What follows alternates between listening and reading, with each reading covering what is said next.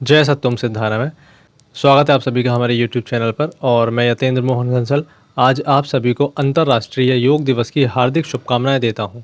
और साथ ही मैं आप सभी को ये बता देना चाहता हूं कि ये जो अंतर्राष्ट्रीय योग दिवस है ये 21 जून को ही क्यों मनाया जाता है। आखिर 22 जून या 23 जून या फिर किसी अन्य मंथ के या फिर माह के किसी और दिन को क्यों नहीं मनाया जाता। तो हम ये जान लेते हैं थोड़ा सा कि जो 21 जून का जो आज का दिन होता है ये नॉर्दर्न हेमिस्फीयर में यानी कि उत्तरी गोलार्ध में अकॉर्डिंग टू जियोलॉजिकल कंडीशन और गणना या फिर हम कह लें भौगोलिक गणना या फिर घटना के अनुसार ये सबसे लंबा दिन माना जाता है पूरे वर्ष का। तो ऐसा माना जाता है कि जो वर्ष का सबसे ज़्यादा लंबा दिन होता है वो योग यानी कि योग हमें क्या प्रोवाइड करता है, क्या प्रदान करता है, दीर्घ आयु बनाता है हमें, यानी कि जिससे कि हम लंबी और अच्छी और सेहतमंद उम्र जी सकें। इसी कारणवश 21 जून को योग दिवस मनाया जाता है। और इसी के साथ मैं आपको ये बता देना चाहता हूँ कि 11 दिसंबर 2014 को संयुक्त राष्ट्र के 177 सदस्यों के द्वारा योग दिवस को अंतर्राष्ट्रीय स्तर पर मनाने की सहमति दी गई। और अब मैं बात करना चाहता हूँ कि योग दिवस हम मनाते हैं, ये बहुत ही अच्छी बात है। और हमारी जो भारतीय सनातन संस्कृति है उसका परचम पूरे विश्व में आज लहरा रहा है, वो केवल इसी के माध्यम से कि जो चीज़ें सत्य होती हैं और प्रामाणिक तौर पर वो खरी उतरती हैं और सभी लोगों को अच्छी सेहत और अच्छे स्वास्थ्य की गारंटी भी देती हैं। साथ ही साथ ना केवल हमारे स्वास्थ्य से संबंधित, इसके अलावा हमारी आध्यात्मिक जो उन्नति हो सकती है उसके बारे में यदि कोई शिक्षा दी जाती है तो सनातन धर्म में हमारे प्राचीन काल से अनादिकाल से चला आ रहा है और आज लोगों ने उसे एक्सेप्ट हर जगह पर हर देश में कर लिया है।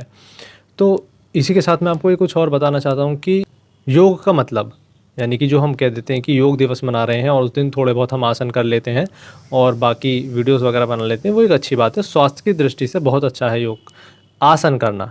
योग का मतलब केवल आसन से नहीं है, असल में योग के 8 अंग हैं जिसमें से सबसे पहला अंग और 8वां अंग वो कुछ इस प्रकार से हैं: यम, नियम, आसन, प्राणायाम, प्रत्याहार, धारणा, ध्यान और समाधि। समाधि सबसे लास्ट विषय है इसका और यम वो सबसे पहला विषय है। तो जो योग आसन है, योग आसन जो हम लोग परफॉर्म करते हैं वो इसका केवल 8 अंगों में से एक अंग है। तो आप ये गलतफहमी अपने दिमाग में ना रखें कि योग का मतलब होता है योग आसन। योग के एक केवल अंग है छोटा सा आसन। वो आसन जो हम लोग परफॉर्म करते हैं वो इसलिए करते हैं कि जिससे हमारा जो ऊपरी शरीर है और ऊपरी शरीर की जो भीतरी क्रियाएं हैं, जिन ऑर्गन्स के माध्यम से वो क्रियाएं हो रही हैं, वो सारे ऑर्गन्स या हमारी जो मांसपेशियां हैं और जो हमारी हड्डियां हैं वो सभी मजबूत रहें और सुचारू रूप से काम करती रहें, जिससे कि हम जो आगे के इससे अंग हैं योग के उन तक पहुंच सकें और समाधि की अवस्था तक पहुंच के अपने आत्म जागृति कर सकें। जो योग का मुख्य विषय होता है वो होता है आत्मा का परमात्मा से मिलन, यानी कि जो आपकी आत्मा की जो एक अवस्था है उसकी परम अवस्था को प्राप्त करने का जो एक मेथड है उसे हम योग कहते हैं। यानी कि जो आत्मा से परमात्मा का मिलन है उसका एक माध्यम है योग, और भी उसके अन्य माध्यम हैं जिसमें से एक माध्यम योग है। इसके माध्यम से भी आप अपनी आत्म उन्नति आत्म जागृति कर सकते हैं। हम सभी के लिए किसी भी कार्य को, किसी भी चीज़ को करने से पहले या किसी विषय में घुसने से पहले जानना ज़रूरी होता है कि आखिर उस विषय का उद्देश्य क्या है और उसकी जो थ्योरेटिकल नॉलेज है सबसे पहले हमें थोड़ी सी वो पढ़नी चाहिए, उसके बाद हमें प्रैक्टिकल करने शुरू करने चाहिए। तो इसी संबंध में जो आज अंतर्राष्ट्रीय योग दिवस है मैं कुछ योगासन आपको करके दिखाऊंगा। समय के अभाव के कारणवश कुछ योगासन ही मैं आपको यहाँ परफॉर्म करके दिखा सकता हूँ, जिसमें से कुछ बैठ के करने वाले योगासन हैं और कुछ खड़े होकर करने वाले योगासन हैं। तो आप इन्हें देखिएगा और मैं बताने का प्रयास करूँगा, और यदि आप इन्हें करेंगे तो लाभ पाएंगे और सिर्फ वीडियो देखेंगे तो वीडियो ही देखते रह जाएंगे, आपकी चॉइस है। तो आप देखिए और करिएगा तो आपको ज़रूर बेनिफिट मिलेगा। मैं मुख्य रूप से यहाँ पर आपको वही आसन करके दिखाना चाहता हूँ जो लोग अपनी रोज़मर्रा की ज़िंदगी में आसानी से किसी भी उम्र में और किसी भी आयु के लोग कर सकते हैं। तो सबसे पहला आसन मैं इसमें आपको करके दिखाने वाला हूँ अर्ध मत्स्येंद्र आसन। ये उन लोगों के लिए बहुत ही बेनिफिशियल है आसन जो लोग डायबिटीज़ के मरीज़ हैं, जिन्हें शुगर की बीमारी हो गई है किसी वजह से। तो यदि वो इस आसन को अपने दिनचर्या में शामिल करते हैं तो उन्हें इसमें काफ़ी लाभ मिलेगा। जो नेचुरली तौर पे इंसुलिन बनना हमारी बॉडी में बंद हो जाता है तो ये आसन उन लोगों को हेल्प करता है। नेचुरली जो हमारा इंसुलिन है यहाँ से जो रिलीज़ होता है तो उसको रिलीज़ कराने में ये आसन हमारी मदद करता है। तो आप देखिए इसको किस तरह से करेंगे।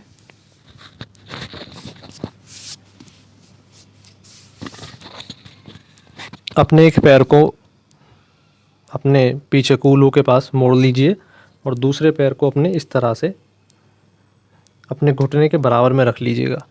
और उसके बाद फिर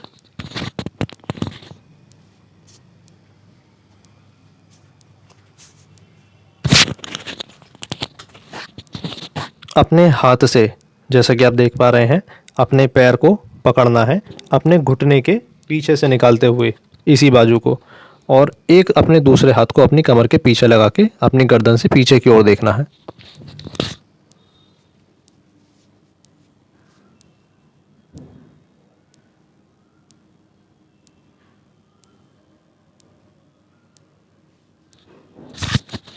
शुरुआत में आप इसे सहज रूप से ही करें, ज़्यादा ज़बरदस्ती करने की कोशिश ना करें, बेकार में आप हानि उठा लेंगे। और जितना आपसे संभव हो सके उतना ही आप मुड़ें और उतनी ही देर 5 सेकंड 10 सेकंड धीरे धीरे आप अभ्यास के माध्यम से इसे बढ़ा सकते हैं। ठीक इसी तरह से आपको दूसरी साइड से करना होगा इसे। अपने दूसरे पैर को अपने कूल्हों की ओर ले आइए और अपने घुटने के बराबर में अपने दूसरे पाँव को रख दीजिए। अब दूसरे हाथ से अपने पाँव को पकड़ना है, जैसा कि आप वीडियो में देख पा रहे हैं, और फिर से पीछे की ओर मुड़ना है। जितना सेकंड तक आप रुक सकते हैं केवल उतना सेकंड तक ही दोनों तरफ से बराबर रूप में रुकना है आपको, यानी कि 10 सेकंड एक तरफ से तो 10 सेकंड दूसरी तरफ से।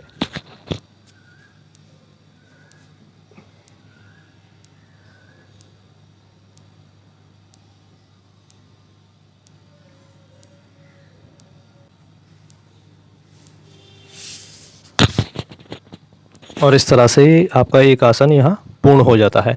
बैठकर करने वालों में ऐसे तो बहुत सारे आसन हैं, और आप यदि आप इच्छुक हैं और आसन करना चाहते हैं तो हमारे यूट्यूब चैनल पर स्वामी सत्येंद्र सत्य साहिब जी पर, जो यूट्यूब चैनल है गुरुजी का, उस पर बहुत सारी आसन की वीडियो पड़ी हुई हैं और बहुत ही डिटेल में गुरुजी ने काफ़ी अच्छे से उसमें समझाया हुआ है एक एक आसन की और प्राणायाम की विशेषताओं को लेकर। तो आप वहाँ जाकर ज़रूर सर्च कीजिएगा, आपको पता चल जाएगा और आप उसका पूरा लाभ उठा पाएंगे।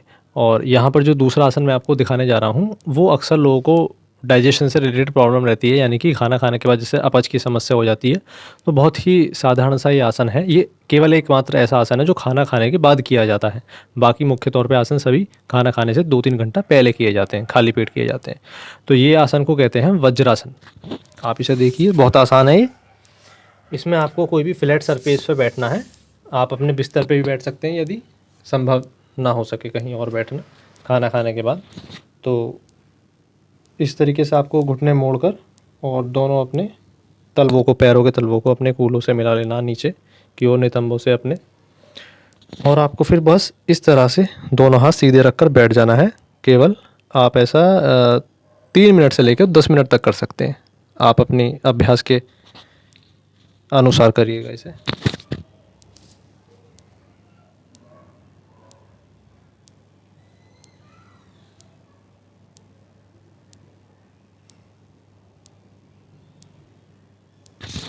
तो आप इस तरीके से डेली आप खाना खाने के बाद जब बैठना शुरू कर देंगे तो आप देखेंगे कि जो आपको अपच की समस्या है, इंडाइजेशन की प्रॉब्लम है, वो आपको धीरे धीरे ठीक होने लगेगी। बैठकर करने वाले 2 आसन तो मैंने आपको बता दिए। अब मैं 2 आसन आपको खड़े होकर करने वाले बताना चाहता हूँ। तो ये आसन भी आप अपनी डेली लाइफ स्टाइल में मतलब इंक्लूड करते हैं तो आपको बहुत ज़्यादा इससे हेल्प मिलेगी। जिसमें कि पहला आसन ये कुछ इस प्रकार से, ज़्यादातर लोगों को बैक की प्रॉब्लम हो जाती है, यानी कि किसी भी प्रकार की आपको बैक की प्रॉब्लम है, यानी कि आपकी कमर से रिलेटेड जो कमर दर्द रहता है, ख़ास तौर पे जो निचले हिस्से है कमर का, हमारा निचला हिस्सा है, इसमें आपको दर्द रहता है या फिर खिंचाव महसूस होता है, या आपको ऐसा लगता है कि डिस्क की प्रॉब्लम हो गई है या होने वाली है, कुछ ऐसा आपको महसूस हो रहा है, तो आप इस आसन को करने से, या फिर एक एक्सरसाइज का तरीका है और इससे इसको ठीक कर सकते हैं। आप इसे प्रॉपर तरीके से देखिएगा, मैं बताने की कोशिश करता हूँ। इसमें क्या करना है, आपको एक अपना पाँव उठाना है, पकड़ना है उसे इस तरह से, और दोनों हाथ से पकड़ लेना है इसको। एक पैर पे बैलेंस बनाने का कोशिश करें आप, और अपने जो घुटना है, एक घुटना है आपका, उसे दूसरे घुटने के समतल यानी कि समान रखने की कोशिश करें, पैरेलल, ठीक है ना, पैरेलल रखने की कोशिश करें। और इसको जितना हो सके पीछे की ओर खींचें। सीना आपका तना रहेगा, घुटना आपका सीधा रहेगा, और आप एक पैर पे बैलेंस बनाए रखें। आप ऐसे 10 से 20 सेकंड तक कर सकते हैं एक ओर से। मैं आपको पीछे से करके दिखाता हूँ। फिर आपको दूसरे पैर से करना है, ये आप पीछे की ओर से देखिए, ऐसे आपको पैर पकड़ना है, दोनों हाथ से पकड़ लेना है, पीछे की ओर मोड़ना है। ये याद रखिएगा कि जो आपको घुटना है वो दूसरे घुटने से बाहर ना निकले, दोनों घुटने आपके पैरेलल रहें, यानी कि समतल रहें, एक दूसरे के समान रहें। ठीक है, तो जब आप ये आसन करेंगे तो आपको खिंचाव महसूस होगा अपनी थाई पे और अपनी बैक पे इधर। तो जो आपको बैक से रिलेटेड प्रॉब्लम है वो आपकी पूरी तरीके से ठीक हो जाएगी, और भगवान ने चाहा तो यदि कोई ऐसी दिक्कत हो भी रही है तो पूरी तरीके से आपकी 2-3 दिन में ठीक हो जाएगी। कुछ लोगों की तो एक बार में ही ठीक हो जाती है। तो आप इसे अभ्यास करिएगा और आपको बहुत लाभ मिलेगा इससे। अब इसी के साथ मैं आपको दूसरा आसन वो बताने जाता हूँ जो कि आप के लिए बहुत ही मददगार साबित हो सकता है, ख़ास तौर पे उन बच्चों के लिए जो बच्चे अपनी लंबाई बढ़ाना चाहते हैं, यानी कि जिनकी हाइट उन्हें लगता है कि अकॉर्डिंग टू एज इतनी नहीं बढ़ रही है या फिर इतनी नहीं है जितनी होनी चाहिए। तो वो स्वाभाविक रूप से हमें दिख भी जाता है। खास तौर पे जो पेरेंट्स हैं उन्हें इस बात पे ध्यान देना चाहिए कि एज के हिसाब से बच्चों की आपकी जो ग्रोथ है वो ठीक तरीके से हो रही है या नहीं। तो यदि आपको लगता है कि हाइट में कमी है इसकी, या चाहे वो लड़की हो या लड़का हो, कोई भी हो सकता है, तो आप उन्हें ताड़ासन ज़रूर कराइए। डेली आपको ये कराना है और इसकी रिपीटेशन होती है। मैं आपको करके दिखाता हूँ ये किस तरीके से करते हैं, और बहुत ही आसान सा आसन है। इसे कोई भी, किसी भी आयु के लोग, यानी किसी भी एज के ग्रुप, किसी भी एज ग्रुप के लोग इसे कर सकते हैं बहुत आसानी से। सभी के लिए फ़ायदेमंद है। पूरी बॉडी में इससे स्ट्रेस महसूस होता है, यानी कि खिंचाव, तनाव महसूस होता है, जो हमारी मसल्स है, मांसपेशियाँ हैं, उन्हें खींचता है और अच्छी तरीके से उन्हें रिलैक्स भी कर देता है फिर एक साथ ही। तो आप देखेंगे इसको इस तरीके से करना है आपको। अपने दोनों हाथ सीधे खोल करके और उठाने हैं ऐसे आसमान की ओर, और एड़ी से धीरे धीरे ऊपर उठना है और दोनों हाथों को ऊपर खींच देना है, ऊपर की ओर जितना आप हो सकता है उतना। ऐसे आप 10 सेकंड तक करीब यहाँ रुकें, फिर धीरे धीरे आप नीचे आइए। इसी में जो दूसरा इसका स्टेप है उसमें आपको दोनों हाथों की उंगलियों को इंटरलॉक करते हुए ऐसे उल्टा मोड़ देना है, ऐसे, और आसमान की तरफ आपकी हथेलियाँ रहेंगी। और अब आप धीरे धीरे ऊपर उठिएगा, पूरी तरीके से ऊपर खींच दीजिएगा अपनी बॉडी को। और जो खास तौर पर बच्चे हैं और हाइट बढ़ाना चाहते हैं वो अपनी मानसिक, यानी कि दिमाग की शक्ति को भी इसमें लगा दें, वो इस तरीके से कि वो ये समझें और ये सोचना शुरू कर दें कि जो मैं ऊपर की ओर खींच रहा हूँ, अपनी बॉडी को ऊपर की ओर खींच रहा हूँ, इससे मेरी हाइट बढ़ रही है। ऐसा नहीं होगा कि एक दिन में बढ़ जाएगी, धीरे धीरे होगा ये सब। तो मन की शक्ति के साथ करेंगे तो और ज़्यादा आपको लाभ मिलेगा। धीरे धीरे नीचे आए। ये याद रखिएगा, इसमें सांसों का भी गहरा खेल होता है। जब आप ऊपर जाएं तो सांस भरते हुए जाएं, और नीचे आएँ तो सांस छोड़ते हुए आएँ। इस तरीके से आप इस अभ्यास को भी करेंगे तो बहुत ज़्यादा आप लाभ पाएंगे। तो बस आज की वीडियो में इतना ही। फिर से मैं एक बार अंतर्राष्ट्रीय योग दिवस की आप सभी को हार्दिक शुभकामनाएं देता हूं, और मैं उम्मीद करता हूं कि आपका जीवन दीर्घायु हो और आप हमेशा स्वस्थ रहें, और ईश्वर की कृपा, गुरुदेव की कृपा आप सभी पर हमेशा बनी रहे। जो वीडियो में इसमें मैंने आपको बताया है, समझाया है और करके दिखाया, आप उसका अभ्यास करने का प्रयास कीजिएगा, आपको पूर्णतः लाभ मिलेगा। जय सत्यम सिद्धाय नमः।